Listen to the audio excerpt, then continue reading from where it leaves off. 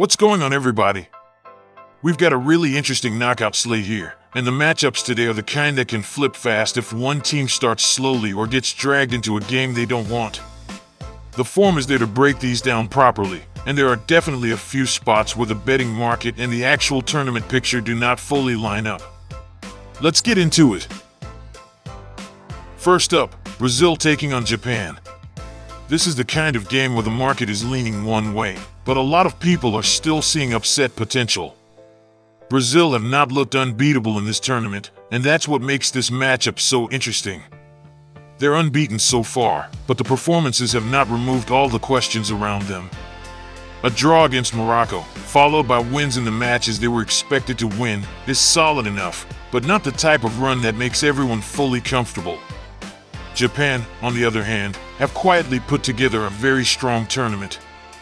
They're also unbeaten, and they've shown that they can recover from tough situations. That matters in a knockout setting because once the game gets tight, teams with that kind of resilience become dangerous. They've also been scoring consistently, which gives them a real chance to stay in the game. Brazil's recent form suggests they can score, but the clean sheet side of things is where the doubt comes in. Their games have been open, they've been involved in a lot of matches with goals, and the trend is clear enough to respect. Japan's scoring record is also strong, and that makes this one feel live for both teams to contribute. My best pick is Brazil to win and to qualify rather than the straight 90-minute win. For the total, both teams to score stands out. I also like Japan to score, because they've shown enough consistency to make that a very realistic angle. My score prediction is 2-1 Brazil. Next up, Germany against Paraguay. Germany come into this one as the stronger team on paper and the heavier favorite in the market, and that makes sense given what they've done so far. They've already shown the ability to score in bunches, and they've put together a very strong tournament run overall. Even when they rested after the early goal surge, the results still reflected a team that is comfortable in this competition. Paraguay, though, are not a side I would automatically dismiss. They've been hard to break down, and their qualifying form showed they can compete against stronger opposition. They've picked up impressive results and avoided a lot of damage in games where many people expected them to struggle more. That kind of stubbornness matters in a knockout matchup. The pattern here feels like one of those games where Germany control the flow, but Paraguay try to make it awkward and keep things from opening too early. That's why the timing of the goals matters. Germany have been a strong second-half team, and Paraguay have shown they can stay in games long enough to frustrate opponents. My best pick is Germany to win in progress. For the betting angle, I like most goals in the second half. I also expect Paraguay to pick up cards, because they've been one of the more booked teams in the tournament, and that kind of pressure usually leads to those numbers. My score prediction is 2-0 Germany. Next, the Netherlands taking on Morocco. This is probably the hardest one to call from a pure matchup standpoint. The Netherlands have the stronger attacking profile and have been scoring consistently, but Morocco's defensive record is outstanding. That's what makes this game so fascinating. One side brings the goals, the other side brings the structure. The Netherlands have been a very reliable team in terms of scoring and creating chances.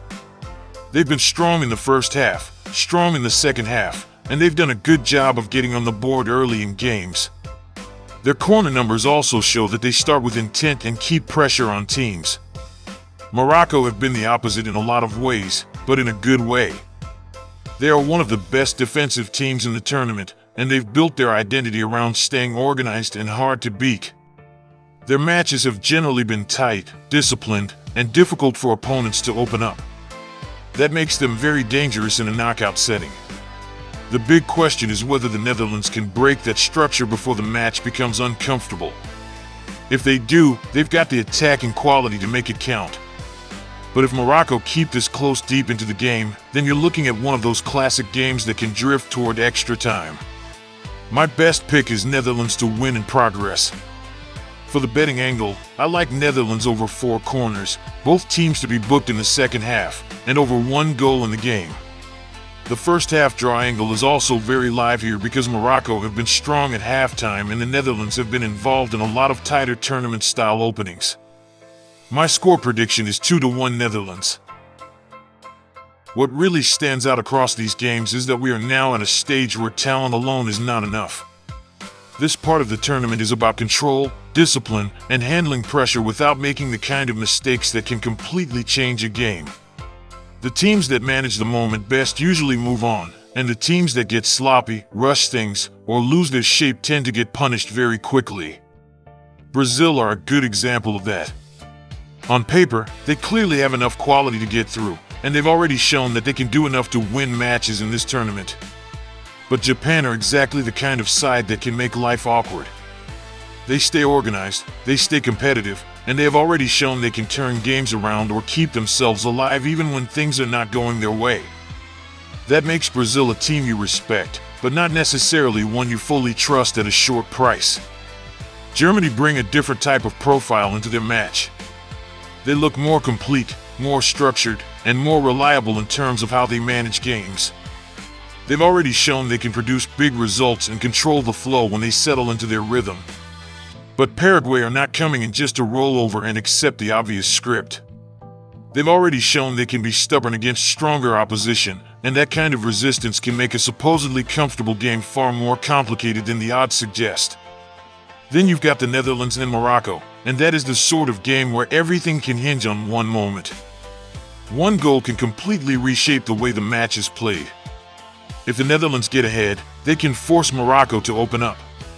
If Morocco keep it tight, then the game can turn into a battle of patience, structure, and small margins. That is exactly the kind of setup where knockout football gets interesting, because it does not always reward the team with the flashiest attack. Sometimes it rewards the team that stays disciplined the longest. That is why these games are so appealing from a betting standpoint. The favorites are strong enough to make sense, but the underdogs still have enough about them to keep things live. You are not looking at one-sided matchups where the price tells the whole story. Instead, you have games where the better teams deserve respect, but the other side has a real path to make it competitive. And that opens the door for more useful betting angles.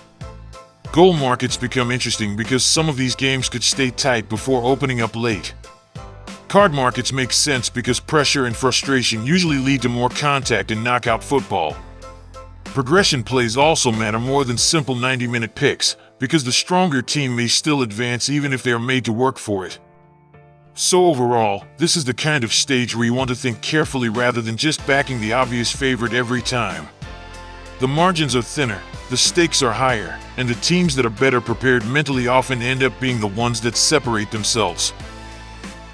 So that's the board. If you enjoyed the video, make sure to like, subscribe, and share it with somebody who's betting these games tonight. It helps the channel a lot, and it lets me keep bringing you these daily picks and breakdowns. And I'll catch you in the next one.